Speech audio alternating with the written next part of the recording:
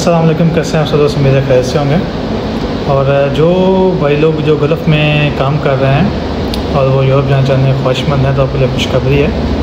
पहले आप वीडियो देख लें, फिर आपको इस बारे में थोड़ा बताते हैं ज़रा। जो लोग अमेरिका या यूरोप में मूव होना चाहते थे उनके लिए खुशखबरी, हम आपको अमेरिका या यूरोप का डन बेस पर वीज़ा लगवा के दे सकते हैं। इसका मतलब है कि आपको सिर्फ अपने डॉक्यूमेंट्स देने हैं। जी भाई, आपने ये वीडियो देखी। ये भाई साहब जो है माशाल्लाह यूट्यूब पे काफ़ी फेमस हैं, फेसबुक पे भी और टिकटॉक पे यूज़ करते हैं ये। और ये दुबई में होते हैं और इनको बहुत सारे लोग जानते होंगे ऑलरेडी। और ये भाई साहब जो हैं अभी ये भी डन बेस पे जो है काम करवा के दे रहे हैं, ठीक है। इन्होंने कहा कि जी 50,000 दिरहम चाहिए, जो मान के तकरीबन 5,000 रियाल बनते हैं, और जो दुबई के हैं वो 50,000 दिरहम हैं। और ये आपको डन बेस पे वीज़ा लगवा के देंगे यूरोप किसी भी कंट्री का आप चाहें तो। और यकीन करें कि यूरोप की जो कंट्री है, कोई भी आदमी आपको यूरोप का कभी भी डन बेस पे वीज़ा लगवा के नहीं दे सकता, चाहे वो कोई भी हो। ये जो है वो चूरन बेचते हैं कि जी हम आपको डन बेस पे करवा के देंगे, ये बिल्कुल झूठ बोलते हैं आपसे। और कोई भी आदमी आपको कभी भी यूरोप का डन बेस पे काम नहीं करवा के दे सकता।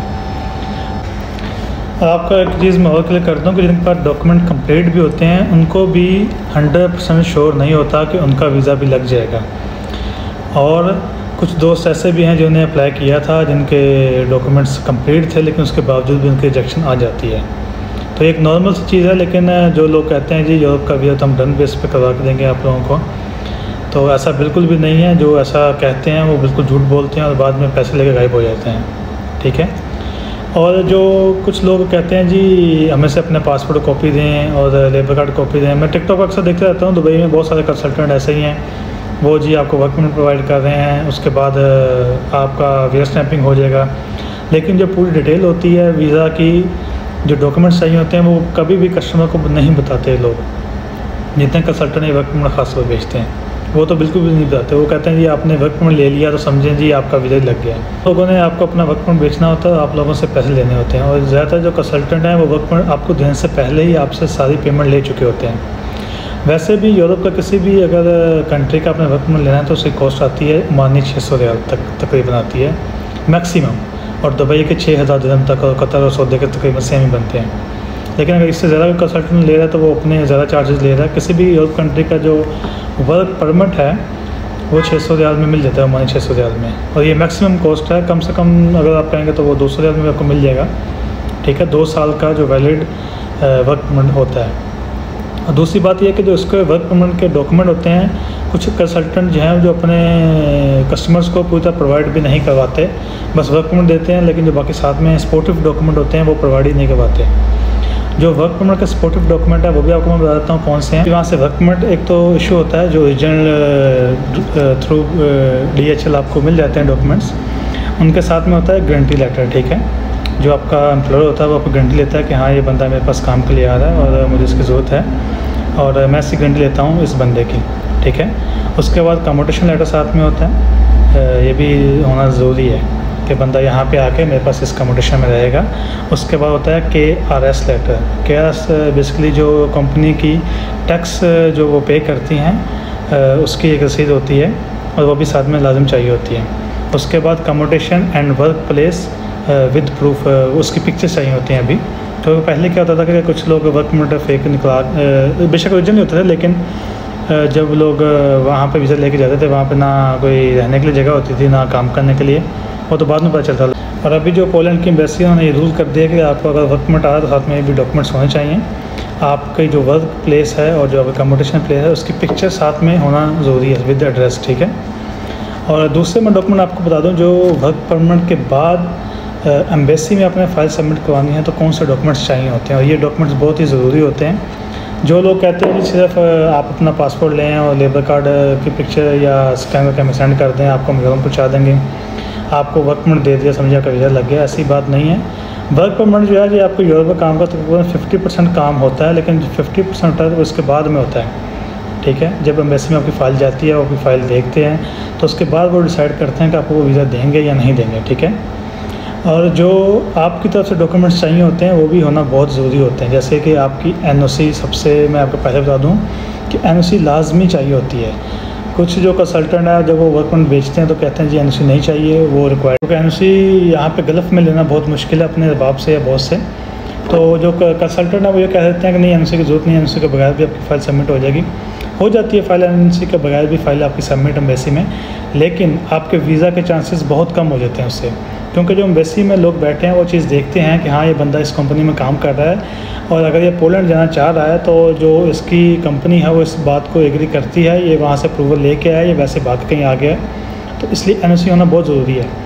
डॉक्यूमेंट्स अगर आप पूरे अपने फाइल सबमिट अच्छे तरीके से करेंगे तो आपके वीज़ा के चांसेस ज़्यादा होते हैं, लेकिन जैसे जैसे आप डॉक्यूमेंट्स कम करते जाएंगे, आप खाली वर्क परमिट भी अपना वहाँ पे सबमिट कराएंगे तो आपकी वो फ़ाइल ले लेंगे, क्योंकि आपसे वो फ़ीस लेते हैं इस चीज़ की। लेकिन बाद में क्या है कि आपको रिजेक्शन करके आपका पासपोर्ट और साथ में लेटर आपको दे देते हैं कि आपको वीज़ा नहीं मिलेगा, क्योंकि आपकी फ़ाइल कंप्लीट नहीं थी। वीज़ा रिजेक्शन होता है इसी वजह से क्योंकि उनको आपको जाने का पर्पज़ समझ नहीं आता और आपकी फ़ाइल कंप्लीट नहीं होती।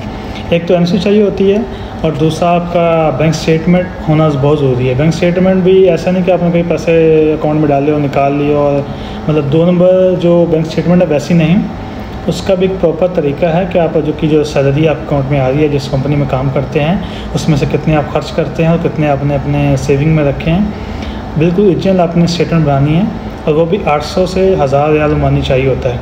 और जो दुबई ये सौदे के तकरीबन 8 से 10,000 रियाल जब भी आप फाइल सबमिट करवाएं तो।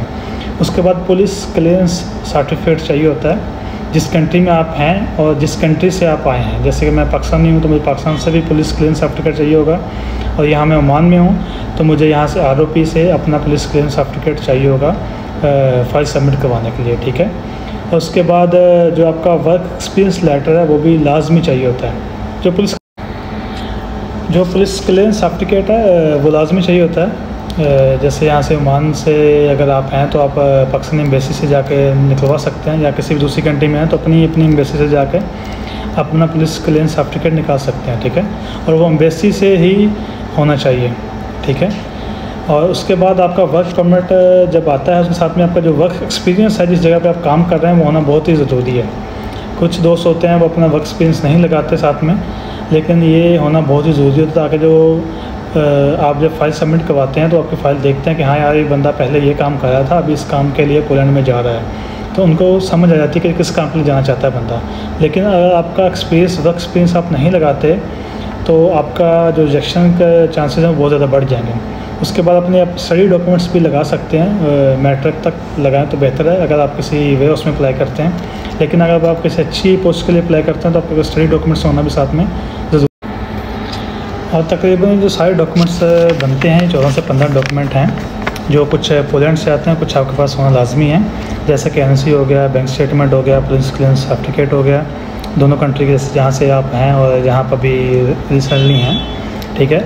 उसके बाद वर्क परमिट एक्सपीरियंस जो है आपका वो भी लाजमी होना चाहिए, वर्क एक्सपीरियंस जिस जगह पे आप काम कर रहे हैं वहाँ का। उसके बाद स्टडी डॉक्यूमेंट्स भी आपके पास होने चाहिए। ये सब डॉक्यूमेंट अगर आपके पास हैं तो तभी आप वर्क परमिट अप्लाई करें, वरना ना करें। तो इतने आप डॉक्यूमेंट्स कम लगाएंगे उतने ही आपके जो वीज़ा के चांसेस है वो कम हो जाएंगे। लेकिन जो वर्क परमिट भेजते हैं कंसल्टेंट और एजेंट, वो कहते हैं जी अपने पास पासपोर्ट दें और अपना लेबर कार्ड एक पिक्चर दें और पैसे दें और हम आपको लगवा देंगे जी आपका वीज़ा। और ऐसा बिल्कुल भी नहीं होता। वो से अपना वर्क परमिट बेचते हैं और बाद में अगर आपका वीज़ा लगे ना लगे उनको कोई नहीं इससे होता। तो भाई मेरे भाई जितने भी दोस्त अप्लाई करना चाहते हैं वो ये पूरे डॉक्यूमेंट्स जिनके पास हैं वही अप्लाई करें। तो मेरा एक दोस्त हैं जिन्होंने वर्क परमिट के लिए अप्लाई किया था पोलैंड से, उन्हें वर्क परमिट मंगवा भी लिया और उनके पास तकरीबन सारे डॉक्यूमेंट्स कंप्लीट हैं जितने मैंने कहा कि वर्क परमिट हो गया, उसके पास guarantee letter, commutation letter, KS letter हो गया, कम्यूटेशन एंड वर्क जो उसका वर्क प्लेस है विद प्रूफ चाहिए, उनकी पिक्चर चाहिए होती है। उसके बाद जो उसके अपने डॉक्यूमेंट्स हैं वो भी एनओसी है, उसके पास बैंक स्टेटमेंट भी है, पुलिस क्लियरेंस सर्टिफिकेट भी है, उसके पास वर्क एक्सपीरियंस लेटर भी है जहाँ पे वो पहले काम कर रहा था, उसने अपने स्टडी डॉक्यूमेंट्स भी लगाए हैं, ठीक है। लेकिन इसके बावजूद भी उसको ये चीज़ पता है कि जो मेरा वीज़ा है उसके चांसेस 90% हैं कि वो लग जाएगा, लेकिन 100% उसको भी पता है कि नहीं लग सकता आपका वीज़ा, क्योंकि जो 100% कहते हैं कि आपका वीज़ा हम डन बेस पे लगवा कर देंगे, बिल्कुल झूठ है। आपके डॉक्यूमेंट पूरे कंप्लीट भी हों तब भी आप श्योर नहीं हो सकते कि जी आप। और आपको मैं बता दूं कि जो वर्क में आने के बाद भी काम काफ़ी होता है, सबसे पहले तो बंदे ने वर्क परमिट जब रिसीव करता है, डॉक्यूमेंट्स कंप्लीट होते हैं उसके पास, उसने अपने डॉक्यूमेंट्स भी सारे रेडी करके रखे होते हैं। उसके बाद उसने फ़ाइलिंग करवानी होती है। फ़ाइलिंग आप उस बंदे से करवाएं जो इस काम में प्रोफेशनल है। जैसे कि सुदीप भाई हैं दुबई में, वो इंडिया से हैं और वो फ़ाइलिंग बहुत अच्छी करते हैं। कवर लेटर बहुत ही ज़रूरी होता है फ़ाइलिंग के लिए, और बहुत सारे उन्होंने मतलब फ़ाइलिंग की है। उनके जो वीज़ा का रेशो है वो बहुत ही अच्छा है, और बहुत मैं उनकी वीडियोस देखता हूँ यूट्यूब पे अक्सर, और वो फ़ाइलिंग बहुत अच्छे तरीके से करते हैं। फ़ाइलिंग बहुत ज़रूरी होती है। उसके बाद आपने फिर इंश्योरेंस करवानी है, अपनी फिर टिकट करवानी होती है पोलैंड की। आपने फिर एम्बेसी में जब अपनी फ़ाइल सबमिट, पहले अपॉइंटमेंट लेनी पड़ती है। अपॉइंटमेंट जो सऊदी अरेबिया में है वो तकरीबन 1 माह में 2 माह में मिल जाती है, लेकिन पाकिस्तान इंडिया में जो अपॉइंटमेंट है वो थोड़ी लेट मिलती है एम्बेसीज़ में। लेकिन सऊदीया में वीज़े के चांसेस भी ज़्यादा हैं। अपनी फ़ाइल सऊदीया में सबमिट करवाते हैं तो वहाँ पे अपॉइंटमेंट थोड़ी इजीली मिल जाती है। अभी 1 से 2 माह में, मैक्सिमम 3 माह मिल जाती है, लेकिन पाकिस्तान में अपॉइंटमेंट बहुत लेट मिलती है, और इंडिया में भी ऐसा ही है। लेकिन अगर आप सऊदी में अप्लाई करते हैं तो वहाँ पे चांसेस भी ज़्यादा हैं वीज़ा लगने के। तो जितने भाई यूरोप के लिए मूव होना चाहते हैं, सबसे पहले वो ये डॉक्यूमेंट्स अपने कंप्लीट करें, ठीक है। और जो बंदा को बोलता है कि डन बेस पे मैं करवा दूँगा, वो बिल्कुल झूठ है। ऐसी कोई बात नहीं है, कोई भी आपका काम डन बेस पे नहीं करवा सकता, ठीक है। तो बड़ी मेहरबानी जो कुछ कंसल्टेंट और जो कुछ एजेंट हैं उनसे भी थोड़ा बच के रहें। कुछ यहाँ पे आजकल स्कैम्स जो हैं वो बहुत ही ज़्यादा होते हैं।